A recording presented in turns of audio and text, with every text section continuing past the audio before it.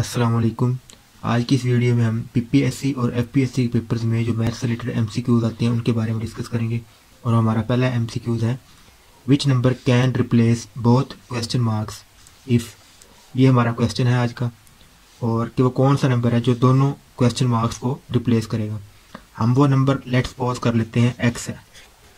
Late x be a number.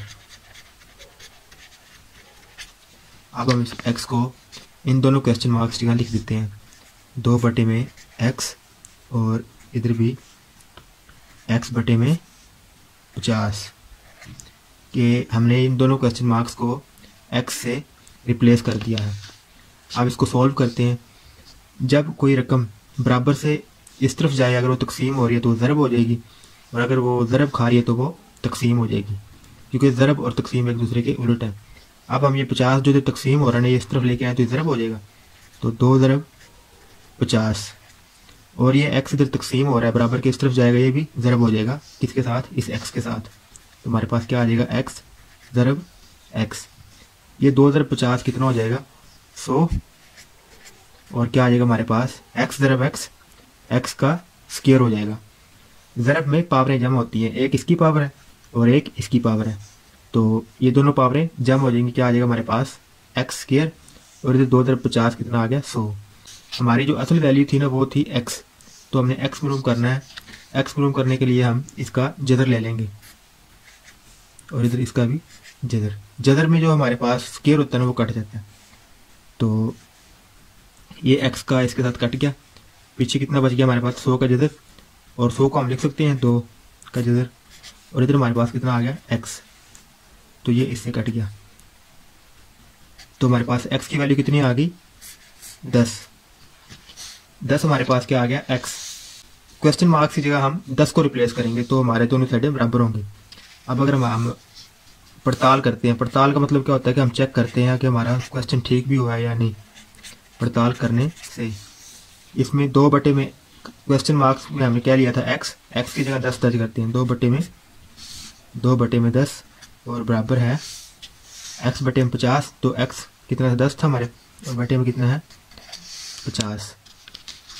तो ये हम पड़ताल कर रहे हैं हमारे उस क्वेश्चन की। तो इसको काट दें 2 पे, 2 5 10, तो कितना आ जाएगा, 1/5, और इधर कितना आ जाएगा, 10 10 1 10 और 10 5 50, तो 1/5। दोनों साइड बराबर आ गई, तो यानी कि हमारा क्वेश्चन सही सॉल्व हुआ है। अब हम अपना नेक्स्ट क्वेश्चन सॉल्व करते हैं। इस क्वेश्चन में क्या है, इफ़ 2a - 2 बराबर है 20 then find the value of a। हमारे पास क्वेश्चन क्या है, 2a - 2 बराबर है 20। इसमें से हमें a की वैल्यू निकालनी है। a की वैल्यू कैसे निकालेंगे, ये अलजबरा का सवाल है। ये -2 हो रहा है इधर इसमें, क्योंकि हमने a की वैल्यू निकाल ली ना, a को हमने आज़ाद करना है। ये -2 हो रहा है इधर, बराबर से इस तरफ जाके क्या हो जाएगा, ये जमा का। अगर इधर ये जमा का हो रहा है तो बराबर की इस तरफ जाके मनफी का, लेकिन इधर क्या है, ये मनफी हो रहा है। तो हमारे पास 2a बराबर कितना आ जाएगा, 20 + 2। उसके बाद इन दोनों को जमा कर दें, कितना हो जाएगा, 20 + 2 22। हमने क्या मालूम करना है, a की वैल्यू फाइंड करनी है।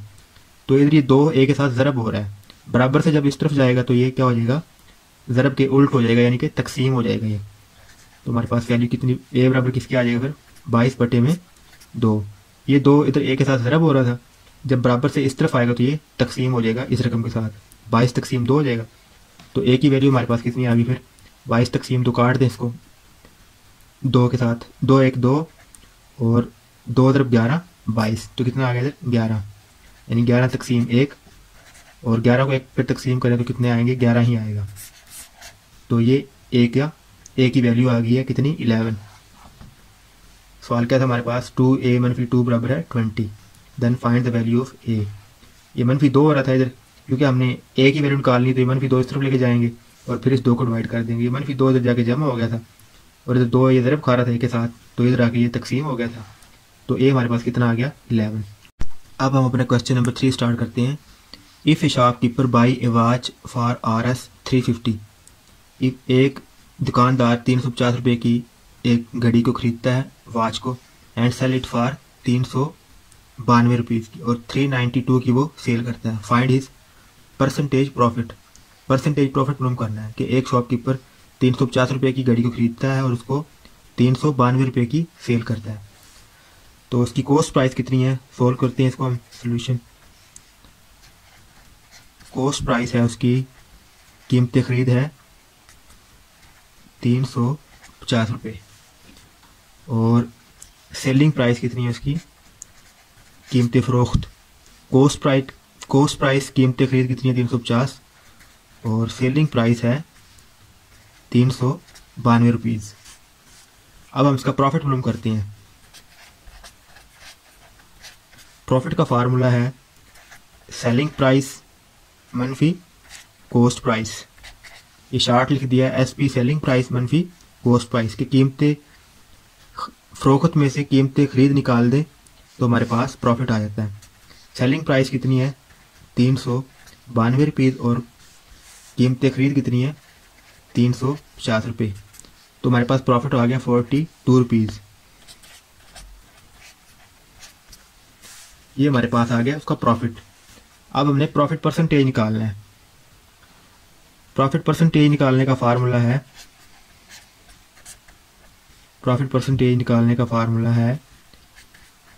प्रॉफिट ओवर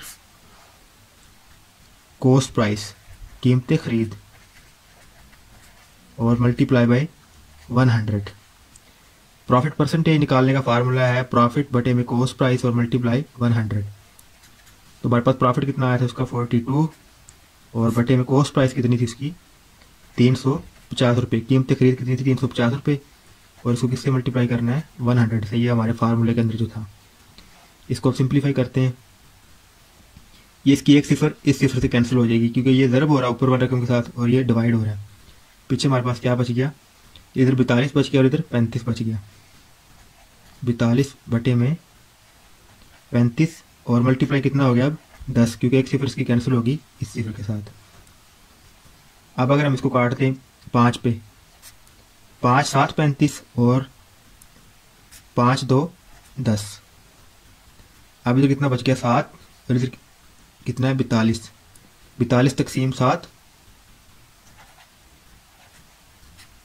और ज़रब 2। ये 7 को कैंसिल कर दें 42 के साथ, 7 1 7 और 7 6 42। तो हमारे पास कितना बच गया इधर 6 ज़रब 2। तो ये कितना आ गया हमारे पास 6 ज़रब 2 12। उसका प्रॉफिट परसेंटेज कितना आ गया 12। प्रॉफिट परसेंटेज तो कितना आ गया 12। तो इस तरह हम प्रॉफिट परसेंटेज निकालते हैं। एक आपको प्रॉफिट का फार्मूला आना चाहिए। प्रॉफिट का फार्मूला क्या है, सेलिंग प्राइस मनफी कॉस्ट प्राइस, और दूसरा प्रॉफिट परसेंटेज का profit over cost price multiply 100। अब हम अपना नेक्स्ट क्वेश्चन सॉल्व करते हैं। 7a मल्टीप्लाई हो रहा है 7 की पावर b और बराबर है 7 की पावर c ज़रब 7 की पावर d, यानी कि ये दोनों रकमें ज़रब हो रही हैं और ये दोनों रकम ज़रब हो रही हैं। और find the value of d, हमने d की वैल्यू निकालनी है इनमें से। तो ये 7 की पावर d है, 7 की पावर बल्कि a है और ज़रब हो रहा है, ये दोनों ब्रैकेट आपस में ज़रब हो रही हैं, ये रकम और ये रकम। तो 7 की पावर b बराबर है 7 की पावर c और 7 की पावर d। ये आपस में ज़रब हो रही हैं। ज़रब के अंदर आपने एक कानून रूल्स याद रखने हैं कि ना, अगर a की पावर m हो और a की पावर n हो तो ज़रब में पावरें ऐड हो जाती है अगर उनके असास सेम हो। इधर भी a है और इधर असास होता है जिसके ऊपर पावर हो। तो क्या लिखेंगे हम, a की पावर m जमा n, पावरें उसकी जमा हो जाएंगी। इसी तरह ये इधर होगा कि इधर क्या है हमारे पास 7 है और इधर भी 7 है और ये दोनों आपस में ज़रब हो रहे हैं। तो क्या आ जाएगा 7 की पावर a जमा b।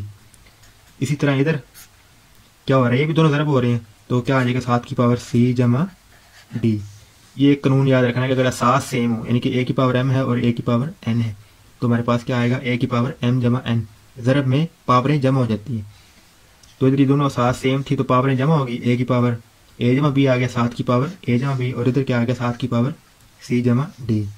अब नेक्स्ट रूल याद रखना है कि अगर ना दोनों तरफ असास सेम हो, यानी कि इधर भी 7 है इधर भी 7 है, अगर इस तरह हो a की पावर 5 और इधर है a की पावर 9, तो ये a से कैंसिल हो जाएगा, यानी कि जो सेम हो ना असास वो कैंसिल हो जाती हैं। तो ये इधर 7 कैंसिल हो जाएगा इसके साथ, तो पीछे क्या बच गया हमारे पास, ए जमा बी, और ये क्या बच गया, सी जमा डी। हमने वैल्यू किसकी निकालनी थी, डी की। तो इधर से डी की वैल्यू निकालनी है हमने। ये सी इधर जमा हो रहा है डी के अंदर, इधर लेके आएंगे तो क्या हो जाएगा, मनफी। तो क्या आ जाएगा, ए जमा बी मनफी सी, और बराबर किसके आ जाएगा, डी के। ये हमारी डी की वैल्यू आ गई है, ए जमा बी मनफी सी। सिंपल से रूल याद रखने के, अगर ये दोनों ज़रब 7 की पावर ए 7 की पावर बी दोनों ज़रब हो रहे हैं, ज़रब में पावरें ऐड होती हैं, तो 7 की पावर ए जमा बी हो जाएगा, और इधर भी इसी तरह 7 की पावर सी और 7 की पावर डी, तो इनकी पावरें भी जमा हो जाएंगी, सी जमा डी, क्योंकि ये दोनों ज़रब हो रहे हैं। उसके बाद अगर सात सेम हो, यानी कि इधर भी 7 है और बराबर के इस तरफ भी 7 है, तो वो दोनों कैंसिल हो जाएंगी। पीछे क्या बच गया, पावरें बच जाएंगी, ए जमा बी, और इधर क्या बच गया, सी जमा डी। हमने वैल्यू निकालनी है डी की, तो डी हमारा बच जाएगा, ये सी इधर आके क्या हो जाएगा, मनफी, यानी कि ए जमा बी मनफी सी। तो डी की वैल्यू आ गई ए जमा बी मनफी सी। हमारा नेक्स्ट क्वेश्चन है, if sum of two numbers is 30, कि दो नंबरों का जमा 30 है, and their product is what, कि उनकी प्रोडक्ट क्या होगी, इफ देयर डिफरेंस इज 8, अगर उन दोनों का डिफरेंस कितना हो 8, फाइंड देयर प्रोडक्ट, उनकी प्रोडक्ट मालूम करनी है। हम लेट कर लेते हैं कि वो दो नंबर एक्स और वाई हैं।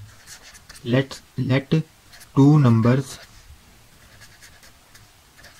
नंबर्स क्या है, एक्स एंड वाई है, दो नंबर एक्स और वाई हैं।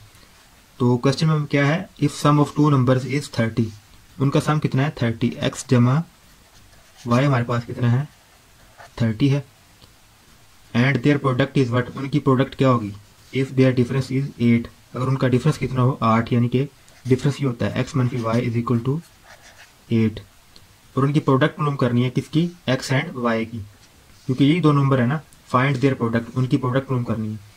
लेकिन हमारे पास ये दो इक्वेशन आ गई हैं, एक्स जमा वाई 30 है और एक्स मनफी वाई 8 है, क्योंकि सम इनका कितना है 30 और इनका डिफरेंस 8 है। सबसे पहले तो हम इन दोनों इक्वेशन से एक्स और वाई की वैल्यू निकालेंगे। अगर हम इन दोनों इक्वेशंस को नाम दे दें 1 और इसको नाम दे दें 2, अगर इन दोनों को हम ना ऐड कर दें, ऐड इक्वेशन 1 एंड 2, इन दोनों को ऐड कर दें, तो हमारे पास क्या आ जाएगा, एक्स जमा वाई बराबर कितना है 30, और एक्स मनफी वाई कितना है 8। इन दोनों को हम ऐड कर रहे हैं, जमा का ऑपरेशन कर रहे हैं इनके ऊपर, तो ये जमा का वाई है और ये मनफी का वाई कट गया, पीछे क्या बच गया, इधर जमा का एक्स, और जमा का एक्स कितना हो गया 2x, और इधर कितना आ गया 30 + 8 38। ये 2x के साथ ज़रब हो रहा है, हमने x की वैल्यू निकालने पहले, तो x हमारे पास कितना आ जाएगा, ये 2 इधर ज़रब हो रहा है, तो इधर क्या हो जाएगा तकसीम, 38 तकसीम 2, हमारे पास x की वैल्यू कितनी आ गई, और 2 तकसीम 38 कितना जवाब आ गया 19, हमारे पास x की वैल्यू कितनी आ गई 19। अब हम किसी एक इक्वेशन में x की वैल्यू दर्ज कर दें तो हमारे पास y की वैल्यू आ जाएगी।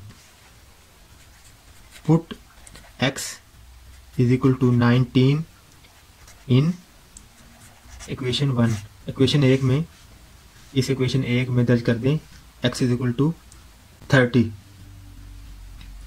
Put x is equal to 19 in equation 1। तो इक्वेशन 1 हमारे पास क्या है, x जमा वाई 30, x की जगह कितने दर्ज करना है 19 जमा वाई बराबर है 30, तो ये 19 इधर जमा हो रहा है, इससे जाएगा होगा मनफी, तो y हमारे पास कितना आ गया फिर 30 मनफी 19, और y हमारे पास आ गया 11, x हमारे पास 19 आ गया और y कितना आ गया 11। अब हमने x और y की प्रोडक्ट मालूम करनी है, क्योंकि हमारे क्वेश्चन के अंदर क्या था, फाइंड देयर प्रोडक्ट, उनकी प्रोडक्ट मालूम करें। तो हमारे पास नंबर कौन से हैं, x और y, प्रोडक्ट इनकी मालूम करनी है, प्रोडक्ट क्या है x ज़रब y, यानी कि ज़रब, तो x की वैल्यू कितनी है 19 है, और ज़रब y की वैल्यू कितनी है 11, तो इन दोनों की प्रोडक्ट कितनी आ गई हमारे पास 11 ज़रब 19, इनकी प्रोडक्ट कितनी आ गई हमारे पास, x ज़रब y कितना आ गया 11 ज़रब 19, और ये हमारे पास कितना आ गया 209।